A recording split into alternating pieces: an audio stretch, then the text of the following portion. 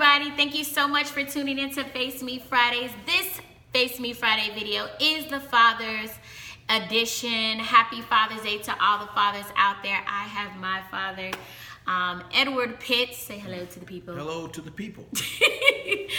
And so, we're just going to talk, just have a casual conversation. You are, I don't know what number out of 7? I'm actually in the middle. Okay, he's the middle child Which is the fourth. Out of 7, the fourth child out of 7. Tell a little bit about yourself. Actually, I'm the 5th child out of 7 because I have 2 younger brothers. Oh, okay. Yeah. So, he's 60 years old. Look at his skin. 61. You be 61 in August, then. You ain't 61 yet. Anyway, I'm the 5th out of 7 siblings. We had 4 boys and 3 girls. But this is Father's Day, so I wanted to kind of share Father's Day. Father's Day doesn't get a whole lot of play like Mother's Day. I think the Mother's Day lasts a week, Father's Day lasts one day. Don't do that. Don't do that. So, why is that? And I was having a conversation with some friends just about that. Like, Mother's Day it's blown up. Like you said, like it's a month celebration. And then Father's Day is kind of like hurry up quick. Mother's Day, you go to a restaurant, it's packed out. Father's Day, we've been, it's not as, busy or whatever. And even when you hear like celebrities or people, getting awards, I want to thank my mom and it kind of make you think like, dang, like where's the dad? Like I know he has to be there. Yep. But what do you think? What's the play in that? Why do you think? I think it's just a shift in culture. I think everybody's trying to figure out who their identity is. They're trying to find out their identity, especially the woman. They're trying to make sure that they're not second class. They're not less than, which they are not. Right. But we come out of a culture where man kind of dominated everything, and now it's It's shifting. Yeah. And plus, the woman will outnumber the man like 7 to 1. Mm-hmm. So in that shift, there's it's like this the rubber band now is shifting back the other way. Mm-hmm. And I think as there's a search for true identity, I think their emphasis right now is on the woman. There's a lot of emphasis on the secular side with the Me Too movement and a whole lot of stuff. The role that the mother plays is a nurturing role anyway. Yeah. So it's just a lot of attention on that aspect at one point. So I think it's just the shifting a search for identity, and right now it's the age of the woman, a year woman. Mm-hmm. Yeah. Okay. So, but even with that being said, but there's still an importance. Absolutely. Of having just a male figure role play in your life. If it's not your father, just a male figure, somebody that provides that example. I feel like sometimes it's not, like you said, search of the identity. The woman is coming into her own. We're coming in, entrepreneur is, rising and everything like that. But there's still an importance for the male role, and it's like I see a lot of men, now it's kind of like, I don't know if they're losing identity, so the women is gaining their identity, and then it's like the man is losing his identity. Well, see, everything comes, and I don't want to get spiritual, but everything arrives from the spiritual model, everything. And so as we search for identity, whether it's male or female, we in our culture, in the U.S. culture, American culture, we have winners and we have losers. And so in marriage or in the male female dynamics, if we're going to either have equality or we're going to have a winner and we're going to have a loser. So as one area goes up, another area goes down. One more gets a lot more play than the other one gets play. But in the reality of things, you need both of them. Just like you need to inhale in order to breathe. You got to inhale and exhale. It's not or. And it's male and female. It's not male or female. So back to identity, which is found in from a spiritual standpoint, and people can agree or disagree. But at the end of the day, what happens is when storms come in our lives, and those storms require knowledge. Knowledge is neither spiritual or not spiritual. It's just knowledge. And so you're going to need to know something. You either know or you don't know. You either can do based on what you know, or you can't do based on what you don't know. So at the end of the day, it's a lot of opinions get tossed around as though their opinion is knowledge. But when the storm comes, the storm will authenticate whether it's knowledge or not, whether it's an opinion or not. Yeah, that definitely makes sense.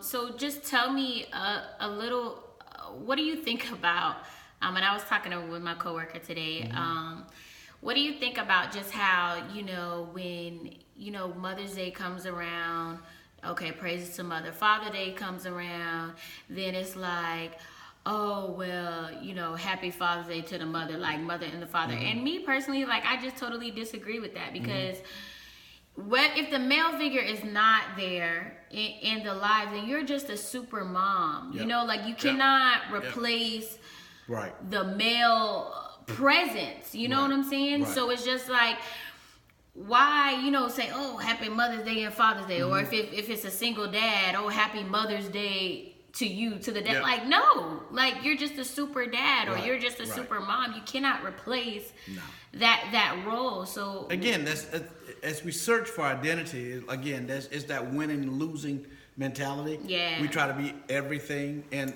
there's a difference between opinion and true knowledge. That's true.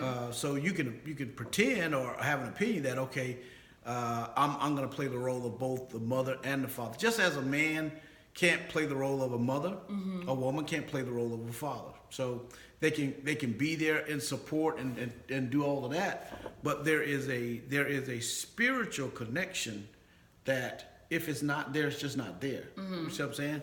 So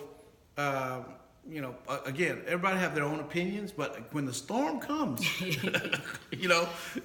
the storm will make the true knowledge rise to the surface, and opinions will actually go back and cower. Yeah, absolutely. I definitely agree with that. So, just, a little bit about you. So, like, how did, I know that your father, he passed away when you were young. And so you didn't have actually your actual dad in your life like that. So how did his absence affect you, or was it made up through your brothers, or what? Well, tell me a little bit about that. It's kind of hard to answer because I have seven in my siblings. I have seven of us. I'm the fifth oldest, so I have two younger brothers, and everybody else is older than me. We were brought up poor. I didn't know I was poor because I always ate and had clothes. And Christmas came around, I got what I wanted, but I didn't know because I didn't have anything to compare to. And likewise, if we didn't have a father figure in the house, but I didn't know what I didn't miss. I didn't have anything I knew it was something that was missing. Yeah. But I was loved. I was taken care of. I had neighborhoods. I had just about everybody on the street didn't have like a father figure. I had probably one family who had the father figure on the street, but that was the oddball. We were not. We had fun and we grew up, and we didn't know that. I think what affected me is when I had to play the role of a father, not having the example in the house to play that role. But I was brought up in church, so a lot of the moral, a lot of the habits or characteristics that will make a good father, I knew from church. So to work hard, to not do this, to be a go-getter, not a quitter, to take on your responsibility, stuff like that. I kind of learned those characteristics, the values of those in church. The actual doing it, I had to struggle with and actually learn it the hard way. But because I wanted a family, I wanted that to work. I didn't want to be a statistic. I persevered, just hung in there, just naturally hung in there. Yeah. I can understand why if you're not raised with those values and see that, things can be so confusing that you can't hang in there. You don't have the foundation to do it. It's strictly going to be willpower. So there are some people that got strong willpower. I think I had strong willpower to do that. And plus I had a good church upbringing that helped me to realize that these are valuable characteristics. Right. I just didn't have somebody to actually show me how to implement them. Yeah. So I kind of did that through trial and error. Okay. But it seemed to work out. Yeah. Yeah. I want to tell you did a too shabby job myself, you know. So with that being said, you said it really didn't affect you until you got older. Yeah. And so that makes a lot of sense. Everybody know I was blessed. I did have, you and mom in the household, and, some friends that I see, they didn't have that. But I do see how your presence made a difference in the household. Like, just like simple things like mom could be like, hey, when we younger, y'all go do this, da da da. And then daddy say something, hey, we're gonna do everything just, so men do have that presence. That father role does carry that presence. And I feel like sometimes in society, we kind of give off this vibe, like, the men presence is not important, but it really is. I mean, it's a model by God, and so what happens is that model, the children get to see how to humble with father and mother. They don't get to choose when you got both parents there, so they grow up not choosing. They just do it. Right. If you grow up with one or the other, and one of the parents is not there, then they will listen to this person but not the other one. And it creates choice. And then they through life they can make some good choices based on who they like and who they don't like. And it has a ripple effect. They don't have the discipline to do things not based on what I like, but what is right. Right. So I think with that not there, you don't get that knowledge. And then me and your mom was raised without her father figure in the house, and I was raised without a father. So what happens is our marriage, even though we love each other, there were things that we clashed because we didn't have a model of both people working together like that. So we had to learn how to work together like that. And so we would clash because we had this choice, and really when you get married, you submit. We didn't see anybody submitting. We just see one person. Yeah. And we just listen to that one person. We didn't listen to nobody else. So what happens is now when it's two of us, we didn't know how to listen to each other. We just listened to ourselves. And we would clash. So that's the repercussions when you don't have it. Yeah. But again, because we were both called, we knew what the Bible said concerning that. Yeah. We just had to work in the actual implementation. How we had to see ourselves doing it. Yeah. We had to change in order to do that. Yeah. That makes a lot of sense. And I didn't even think about that. Like, you both did not have mom, her parents just divorced young. Right. And then it was just, you and Grandma Clarice, you didn't have that male role in the life. And so, just coming into marriage, what helped y'all? Yeah. Really. It was all, I think with us, we didn't see it at first like that, but I think our callings, because we love God, God became the final say, and then we would read things or preach things that we weren't doing, or we found ourselves clashing and we blaming on the devil, but it wasn't the devil.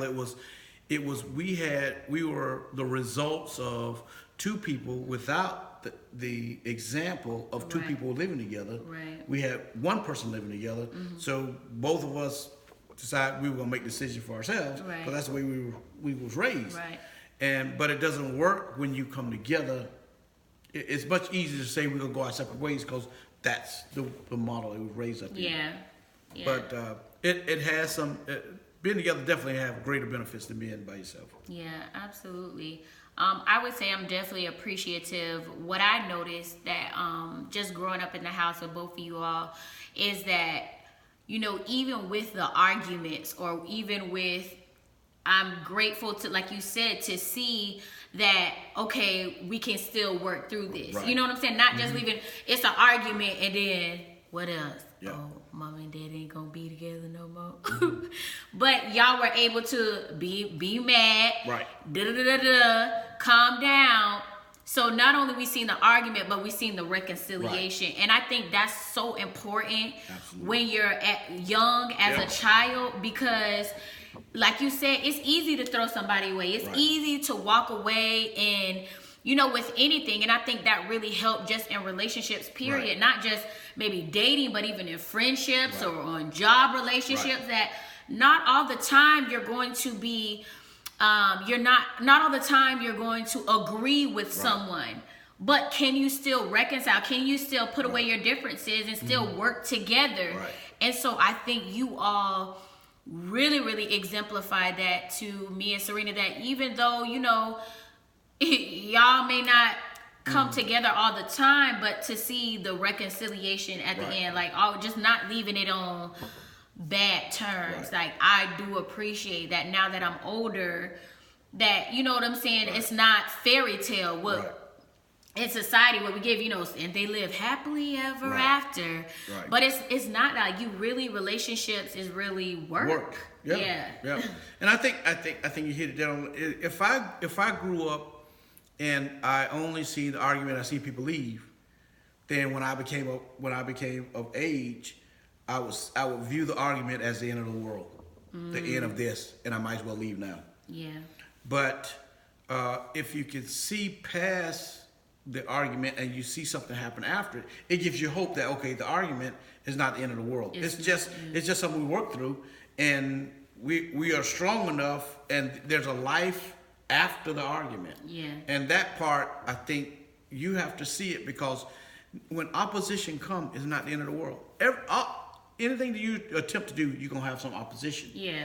And if you have a level of that says, okay, that's all I can take, and my way out is to leave, then you're never going to press toward the mark. You're never going to press past what your limits are to reach your greatest potential.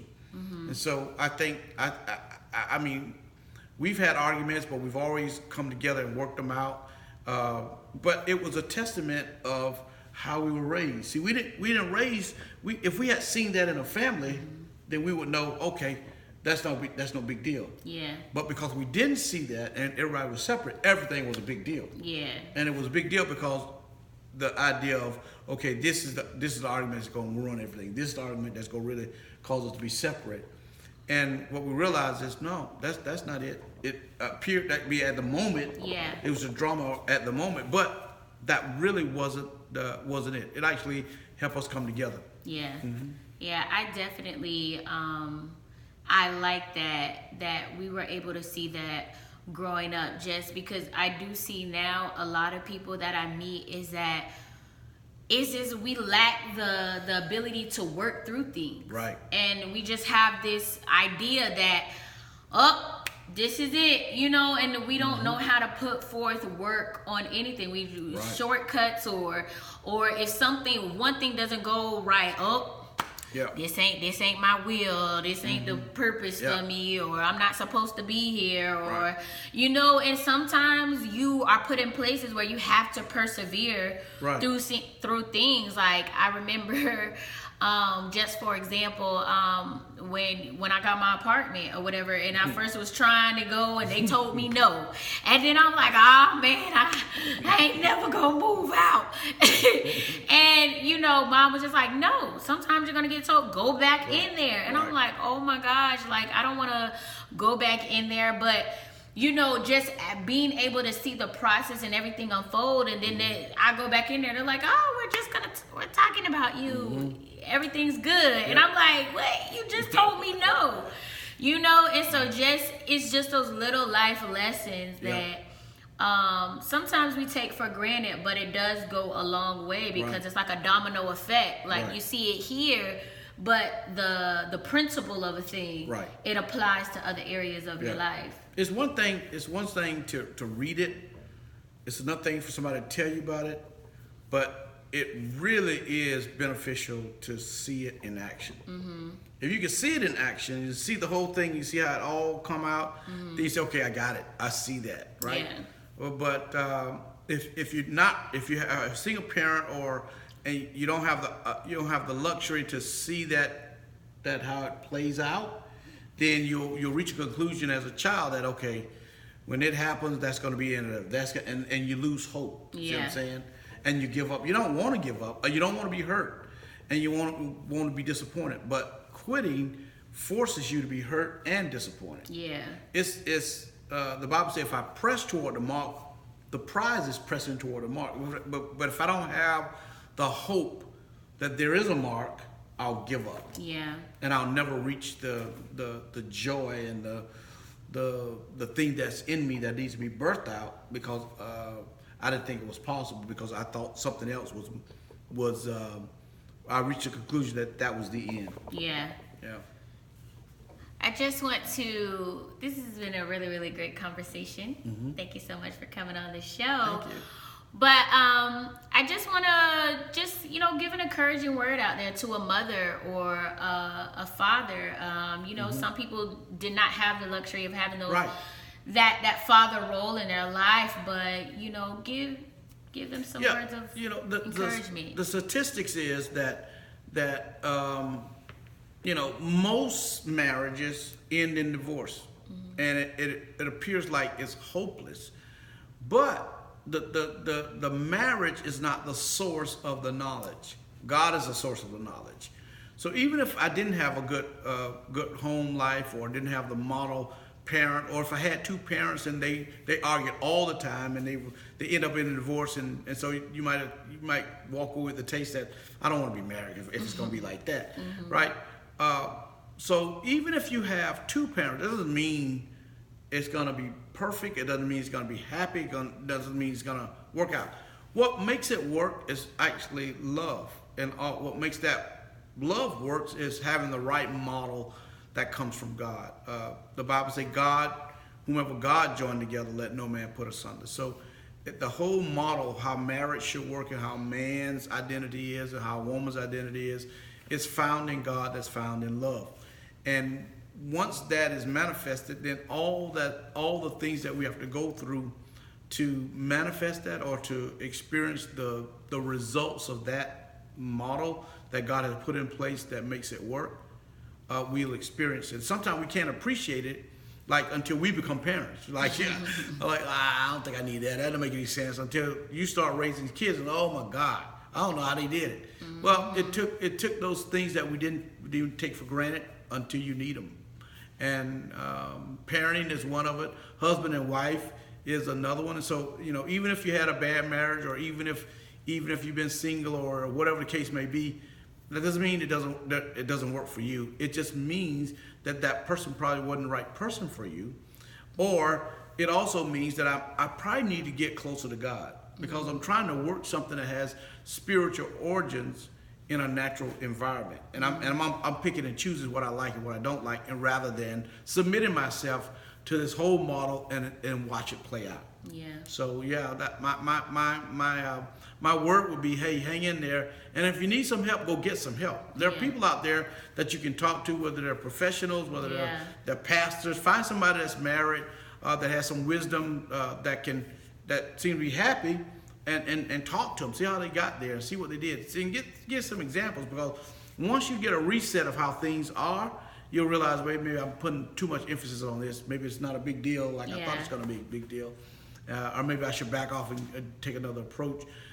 It works. So you just got to have the mind that it will work. If you want it to work, it will work. Yeah, absolutely. Well, thank you so much for being on the show. Thank you for inviting me. And you know, I just want to say Happy Father's Day, Daddy. Thanks. Thank you. I do appreciate you, and I love you dearly. So mine's gonna last 2 days instead of one. You're doing too Just much. messing with You're you. doing too much.